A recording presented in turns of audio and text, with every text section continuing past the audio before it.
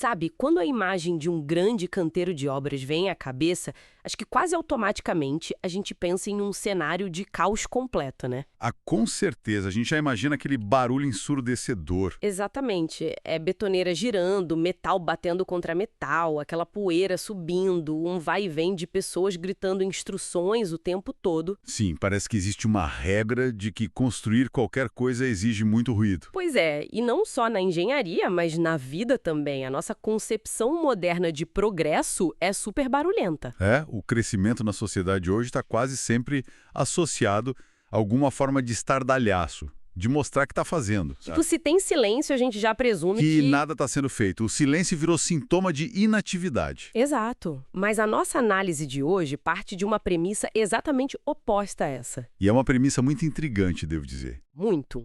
A gente vai explorar a ideia de que as estruturas mais sólidas, tipo aquelas projetadas para durar séculos, talvez exijam um processo de edificação que acontece no mais absoluto silêncio. É uma mudança total de paradigma. Com certeza.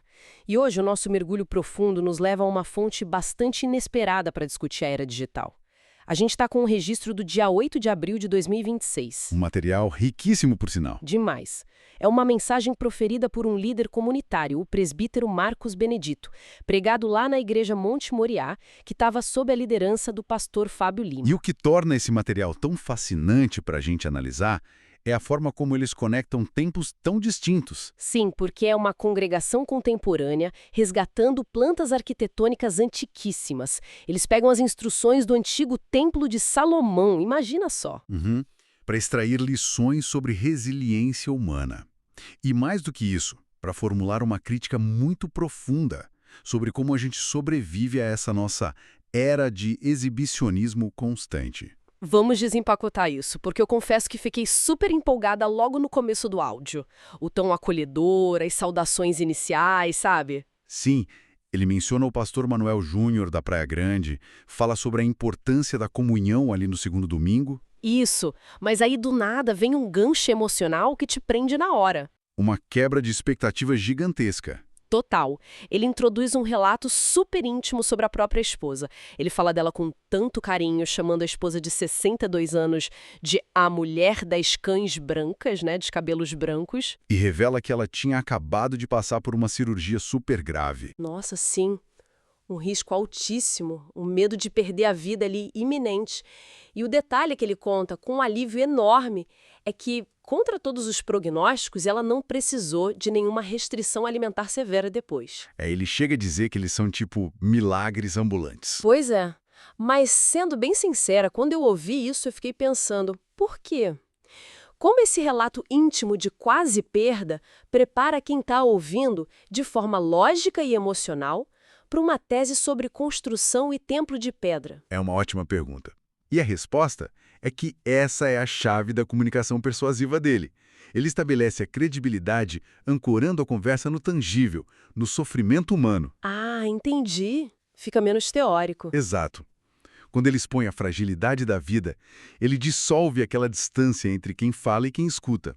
E tem um detalhe que eu achei crucial nessa parte. Qual? Ele confessa que chegou a pedir a Deus para levá-lo no lugar dela. E não só pelo lado emocional, mas por um motivo super pragmático. Ah, sim, ele elogia muito as habilidades dela, né? Isso.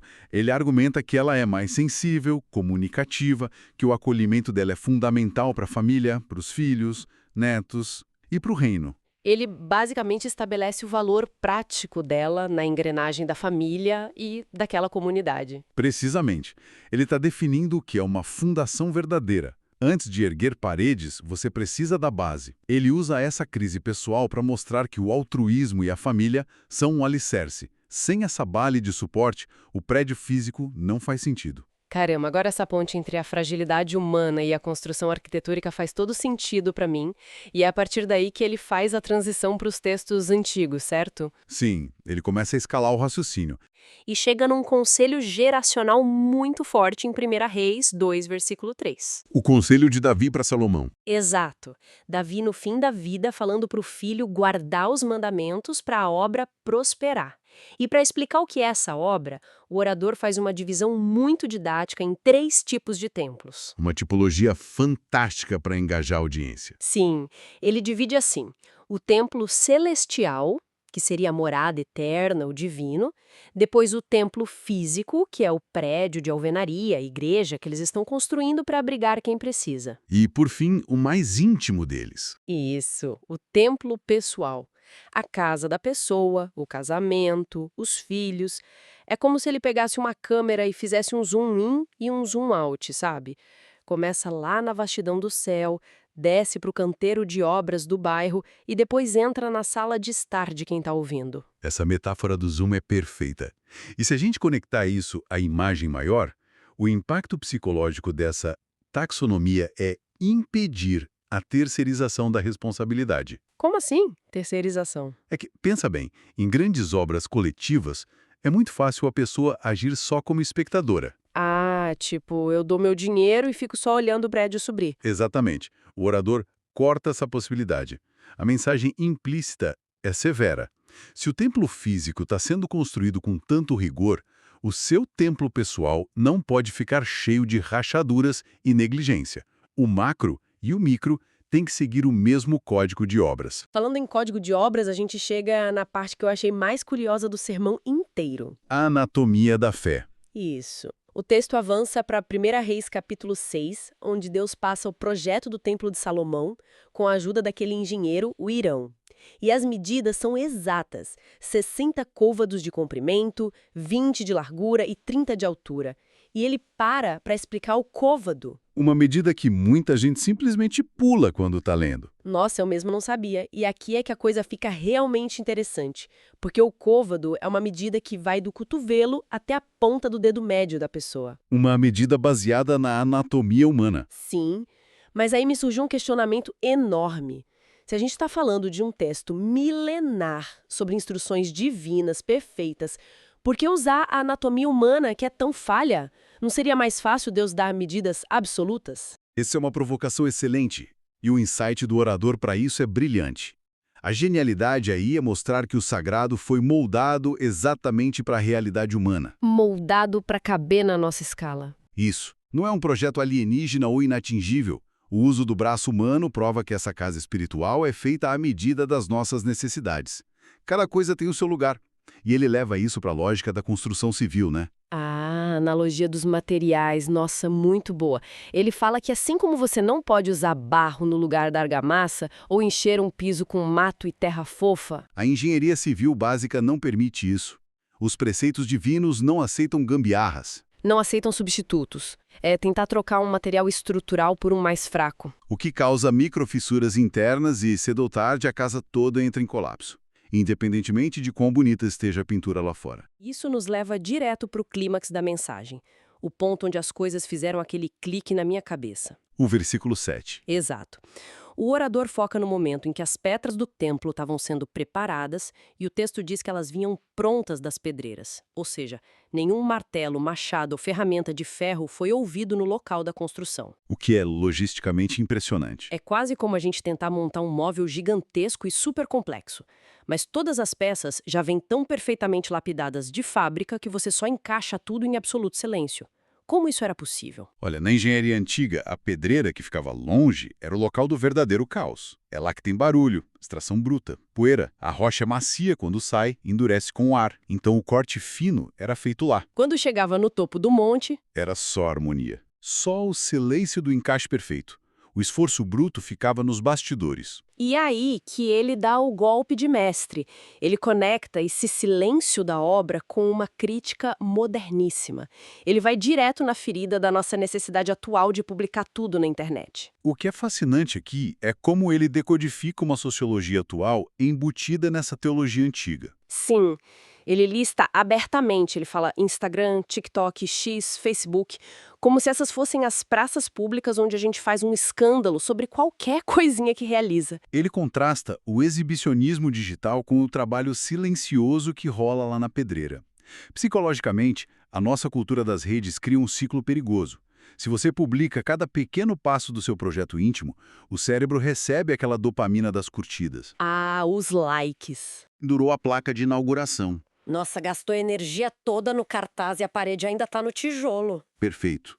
Por isso que o trabalho profundo, a oração, o jejum ou o desenvolvimento de uma família precisam ficar na pedreira, no silêncio. Ele até elogia a liderança do pastor Fábio citando Provérbios 24, mostrando como a igreja está crescendo com sabedoria, Sem aquele tumulto, sem histeria, sem barulho. sem confusão, mostrando que o verdadeiro crescimento sustentável muitas vezes não é instagramável. Esse termo é muito bom, não é instagramável. E logo depois dessa crítica, a gente chega no ponto de virada do áudio. Porque a construção do prédio de tijolos não é o fim da história. Ele começa a profetizar. O desfecho emocional. Sim, e é visceral. Ele muda o foco e começa a visualizar o que vai acontecer dentro daquelas novas paredes erguidas no silêncio.